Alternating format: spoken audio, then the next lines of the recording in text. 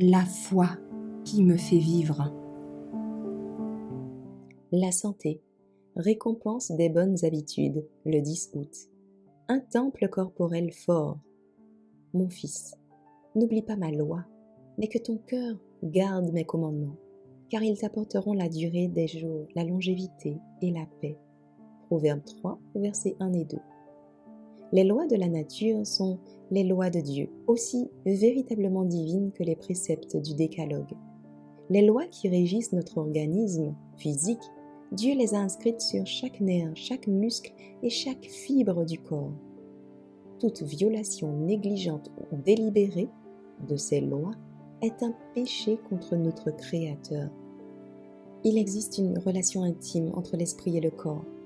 Et pour atteindre un haut niveau moral et intellectuel, les lois qui contrôlent notre être physique doivent être respectées.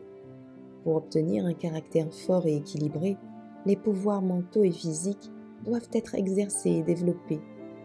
Quelle étude peut être plus importante pour les jeunes que celle qui traite de ce merveilleux organisme que Dieu nous a confié, et des lois qui permettent de le conserver en bonne santé.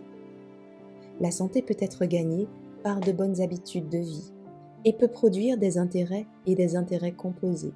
Mais le capital, ce capital plus précieux que tout dépôt bancaire, peut être sacrifié par l'intempérance dans le manger et le boire, ou en laissant les organes rouillés par l'inaction. Il faut renoncer aux indulgences domestiques. Il faut vaincre la paresse.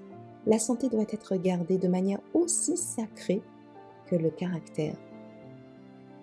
Notre corps est un bien acheté par le Christ, et nous n'avons pas la liberté d'en faire ce que nous voulons.